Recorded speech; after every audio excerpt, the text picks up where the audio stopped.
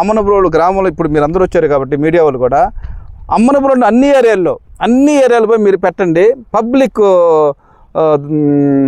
పబ్లిక్లో దీన్ని మీరు మీడియా అడగండి, దీనివల్ల నష్టమా లాభం అని అడగండి.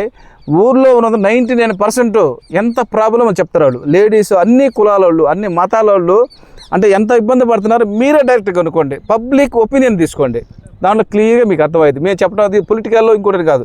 ఇంకో విషయం కూడా చెప్తున్నా, దీని మీద వేరే చౌదరి పోరాడాడని, ఆయన చావు మరణానికి కూడా ఇది ఒక కారణం అనేది వార్త జనాలు హల్చల్ చేసింది. అది ఎంతవరకు వాస్తవమని మాకు తెలియదు, కానీ దీని మీద ఆయన కదిలిస్తున్నాడు, మాకు ఆర్థిక ఇబ్బంది పెడుతున్నాడు అనేది, అతని మరణానికి ఇది ఒక కారణం అని కూడా జనాలు ఎక్కువ మంది అనుకుంటున్నారు. అదే నేను అనుకునేది కాదు, కానీ పబ్లిక్ ఎక్కువ మంది అనుకుంటున్నారు. దీని మీద సీరియస్గా తీసుకొని, అంటే జనాల కోసం పోరాడాడు కాబట్టి వీరయ్య, జనాలు బాగుండాలి, జనాలు మంచినీళ్ళు తాగాలి, వాళ్ళకి నా గ్రామాల్లో బాగుండాలని పోరాడాడు కాబట్టి దాని ఫలితము ఆయన ఈరోజు మందులు లేడు. కాబట్టి అధికారులు వెంటనే మరి నేను మండల పార్టీ అధ్యక్షుడు ఉన్నా సరే, మరి ఇక్కడ ఉన్న వాళ్ళందరూ కూడా పార్టీ అనేది కాదు, ఇక్కడ జనాలు బాగుంటేనే మనం బాగుంటాం. కాబట్టి దీని మీద అధికారులు వెంటనే చర్య తీసుకోవాలని కోరుకుంటున్నాను నేను.